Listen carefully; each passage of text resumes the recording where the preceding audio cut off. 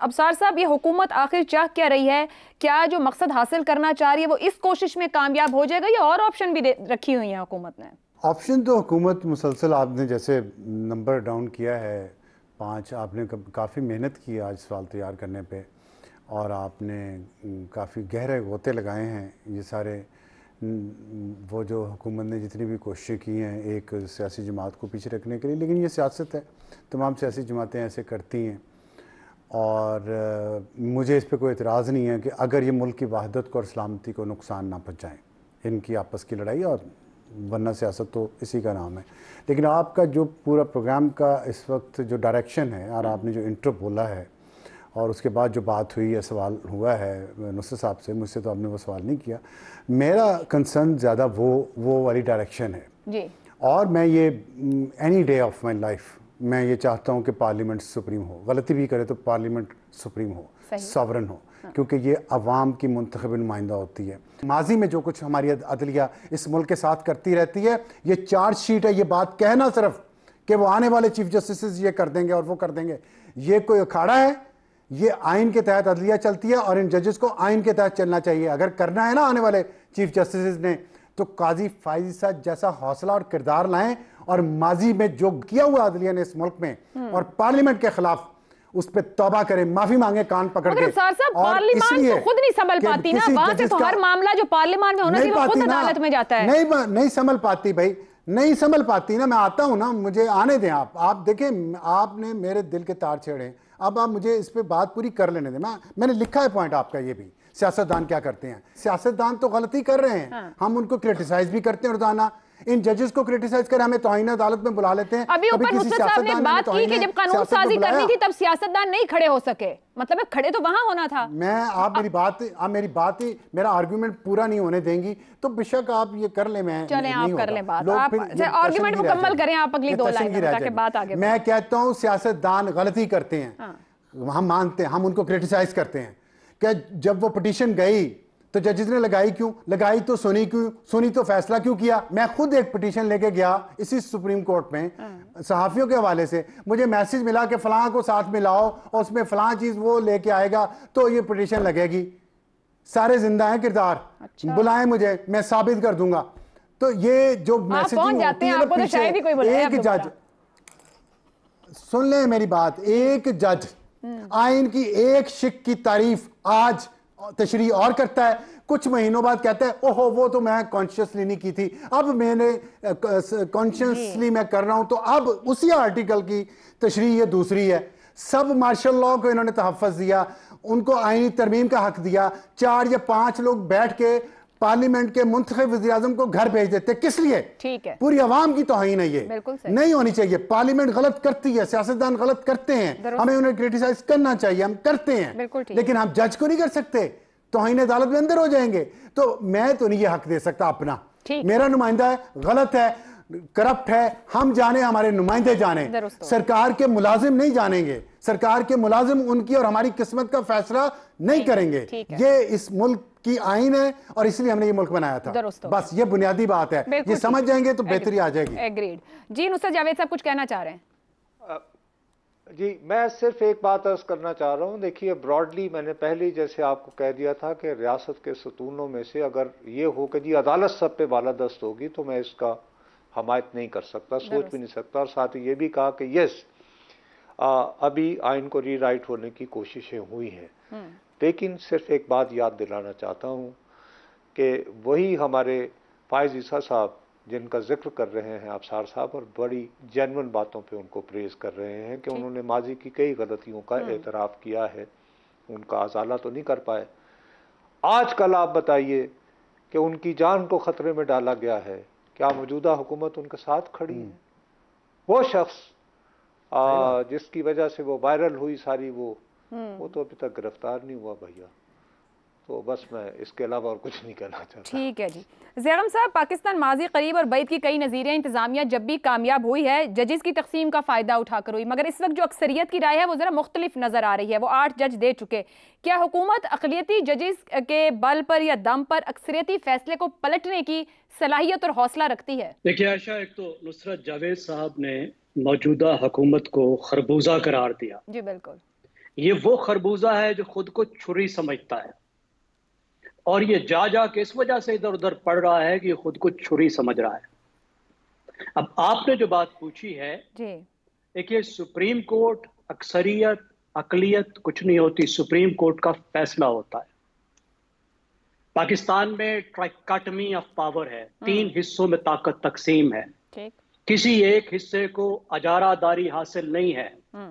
पाकिस्तान का आईन जो है वो मेजॉरिटेरियनिज्म को रोक रहे हैं।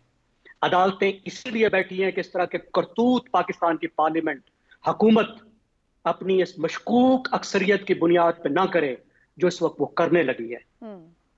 मुझे बताइए, बात हुई मैंडेट की तौहीन की, इससे बड़ी मैंडेट की तौहीन क्या हो सकती है कि एक अक्सरियती पार्टी का हक छीनने की कोशिश की जा रही है, पूरे पार्लियामेंट के अंदर खिलवाड़ करने की कोशिश की जा रही है, रूल्स ऑफ द गेम को वन साइडेड पे बदला जा रहा है। मगर ऊपर बात हुई कि पार्लियामेंट का इख्तियार है कानून साजी करना, वो अपना इख्तियार इस्तेमाल कर रहे हैं।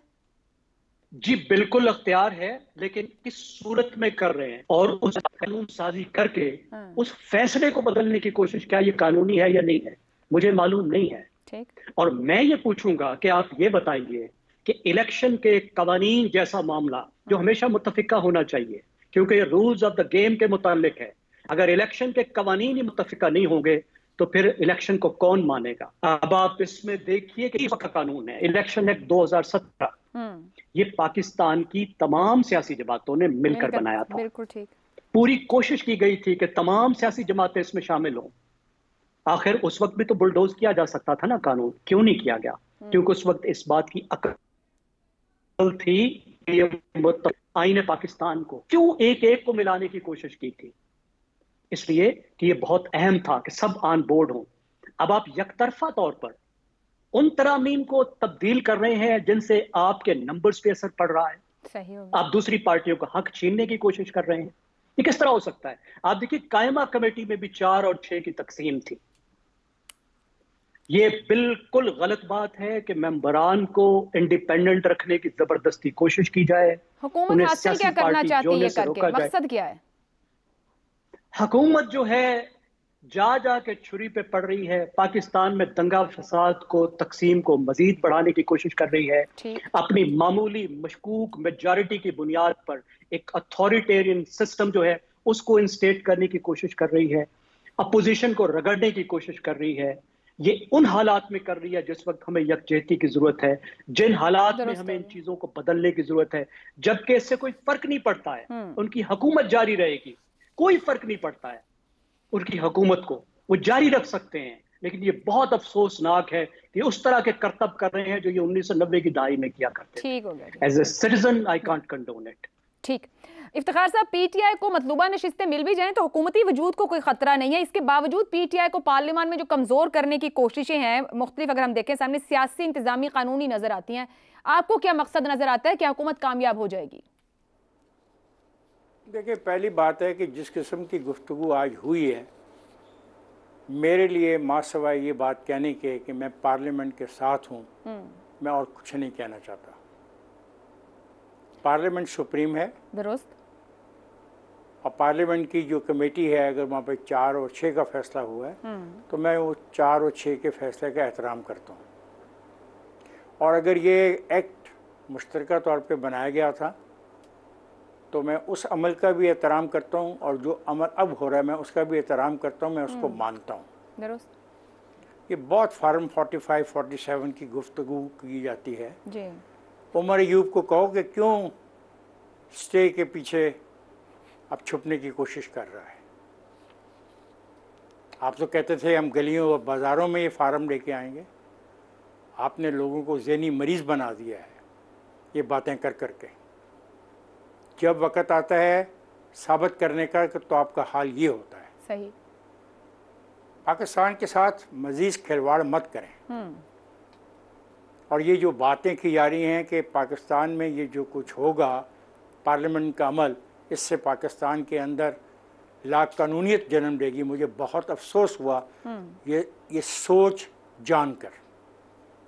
अगर पार्लियामेंट के फैसलों की बिना पर लाकानूनियत होती है तो फिर इस मुल्क का खुदा हाफिज। इफ्तिखार साहब, एक सवाल है, 8 जजेस का अक्सरियती फैसला था, क्या मामला पार्लियामेंट तय करेगी या पार्लियामेंट के फैसले से मामला आसान हो जाएंगे? मुझे बात करने दीजिए। अगर 18वीं तरमीम के बाद किसी को कोई शक और शुबा है सही, तो उसको फ्लोर ऑफ द हाउस पे जाके तय करे। और अगर जजेस की तैनाती के मामले में जो इख्तियार पार्लियामेंट को मिला था और पार्लियामेंट ने वो इख्तियार खो दिया, तो वो पार्लियामेंट की कमज़ोरी थी। उस बात पे पार्लियामेंट को हम कहते हैं ज़्यादती की, लेकिन वो फिर भी पार्लियामेंट का हक था। आप पार्लियामेंट के उस हक को तो मानते हैं, और उस हक की बिना पे इस मुल्क के अंदर पिछले कई सालों से जो खेल उन अदालतों के ज़रिए हो रहा है, उस पर बात जब करें तो फिर आपको कहा जाता है कि आप तौहीन अदालत कर रहे हैं। पार्लियामेंट के मुंतखब लोग इस काबिल हैं कि वो फैसला करें। और आपका ये सवाल का हिस्सा कि पार्लियामेंट में क्या फ़र्क पड़ेगा, पार्लियामेंट में फ़र्क नहीं पड़ेगा। ये दबाव डाला जा रहा है पाकिस्तान के सियासी निज़ाम के ऊपर कि कि अगर हमारी बात न मानी गई तो हम निज़ाम को चलने नहीं देंगे। एक दरख्वास्त के बाद दूसरी दरख्वास्त, दूसरी दरख्वास्त के बाद तीसरी दरख्वास्त, कभी लाहौर हाई कोर्ट में, कभी पेशावर हाई कोर्ट में, कभी इस्लामाबाद हाई कोर्ट में।